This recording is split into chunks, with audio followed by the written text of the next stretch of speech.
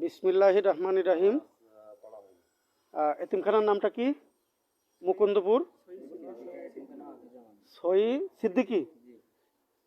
মুকুন্দপুর সই সিদ্দিকী এতিমখানা ও হেফজোখানা যৌথ। আমরা আজকে খাবার বাড়ির পক্ষ থেকে আসছি ঝিকরগাছা মুকুন্দপুর একটি এতিমখানায়। এটা দীর্ঘ 20 বছর অতিক্রম করলো এই এতিমখানার। এই সম্মানিত এতিমদের দেখছেন সামনে, সব ছোট ছোট বাচ্চা।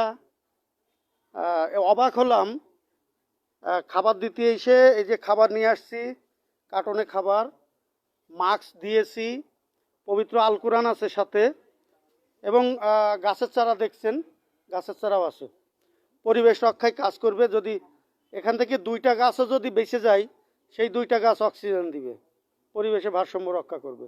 তো যে বিষয়টা বলতে চাইছি, আমি একেবারে এটা গ্রামের মধ্যে সচরাচর মানুষের চোখে পড়ার কথা নয়, যার কারণে 20 বছরের অধিক সময় পার করে আসলো এই প্রতিষ্ঠান।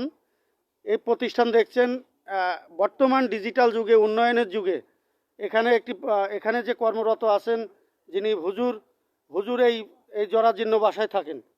এই বাসার উন্নয়ন দরকার। আমি আপনাদের তুলে ধরছি। আপনারা যারা আমাকে সহযোগিতা করেন, এখানে যদি কোনো রকম আপনার সাধ্যের মধ্যে সহযোগিতা করতে চান, আমাকে বলবেন। আমি এখানে কর্মরত যিনারা আছেন তাদের হাতে পৌঁছে দিব। আমি মূল কথায় যাচ্ছি।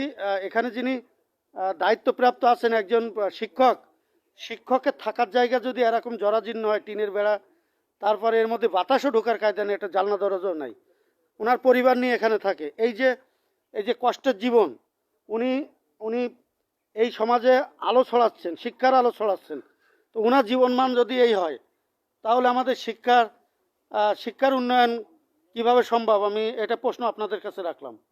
তো এই প্রতিষ্ঠান কোথাও কোথাও এই মানে এই যে অবহেলায় পড়ে থাকা একটা শিক্ষা প্রতিষ্ঠান, তারপরে কোরআনের শিক্ষা, এলেমের শিক্ষা দিচ্ছে এখান থেকে। এই এলেম শিক্ষা যদি আজকে আমাদের এই সুন্দর বাচ্চাগুলো, তাদের যে থাকার নিরাপত্তা, তাদের থাকার যে জায়গা সংকট, তারপরে তাদের কাছেই শুনলাম যে তাদের ঘুমানোর মাদুর নাই, বিছান নাই, বালিশ নাই, মশারি নাই, চাহিদার তুলনায় তেমন কিচ্ছু নাই। খাওয়া দাওয়া কেমন আছে তা আমি শুনিনি এখনো, শুনবো ওনাদের কাছ থেকে। খাবার খাবার মনে হয় খাবার সংকটও থাকতে পারে। যেখানে মশারি নাই সেখানে খাবার সংকট থাকা স্বাভাবিক। তো এই লাইভের মধ্য দিয়ে আমি আপনাদেরকে একটি মেসেজ দিতে চাই। যিনারা অর্থ সহযোগিতা করেন, সমাজে প্রতিষ্ঠিত ব্যক্তি, অর্থ কেউ এখানে নিয়ে আসে না, কেউ নিয়ে যাবে না, আমরা সবাই চিরচেনা জানা, এটা আমাদের জানা। তাই আমি বলবো, আমার এই লাইভে যারা দেখছেন, এই এই ইসলামিক শিক্ষা প্রতিষ্ঠানে আপনারা যারা কোনো কিছু দিতে চান, জায়নামাজ থেকে শুরু করে খাদ্য খাবার, মশারি, বেডশিট, বালিশ, বিছান, যাই দিবেন।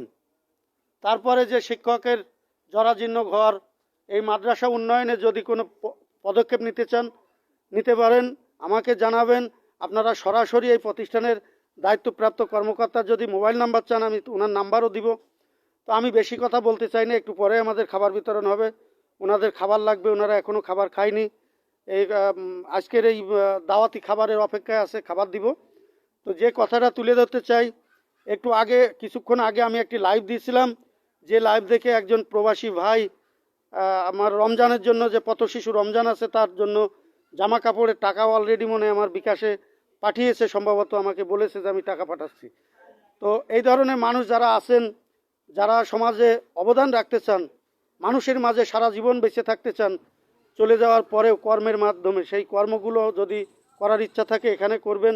এই যে তাদের কষ্ট সামান্য যদি আমাদের সহযোগিতায় একটু সাশ্রয় হয়, তাদের কষ্ট একটু নিবারণ হয়, তাহলে মনে হয় আল্লাহ পাক আমাদের ভালো রাখবেন, আল্লাহর কাছে আমরা ভালো থাকব। বেশি কোনো কথা নাই। আপনি বলেন, এখানে আপনাদের এই মুহূর্তে কি প্রয়োজন? জায়নামাজ, মশারি, বিছানা। জোরে বলেন। জায়নামাজ, মশারি, বিছানা। নাম বলেন, আপনার পরিচয় দিয়ে কথা বলেন। মোহাম্মদ ইসমাইল হোসেন। আপনি এখানে ছাত্র। ছাত্র। বাসা? সাথীরা। শুধু সাতক্ষীরা থেকে একজন ছাত্র বন্ধু এখানে কত দূর এই গ্রামের মধ্যে গ্রামের পরিবেশের সাথে তাল মিলিয়ে চলছে, কষ্টের তাল মিলানো। তো যাই হোক, আপনার বাড়ি হোগলাডাঙ্গা। জোরে বলেন। হোগলাডাঙ্গা। আপনি এখানে ছাত্র। হুগলাডাঙ্গা থেকে অনেক দূর। আপনার কি দরকার এখানে? সবার পক্ষ থেকে বলেন কি কি। মশারি, বিছানা আর মাদুর। আচ্ছা,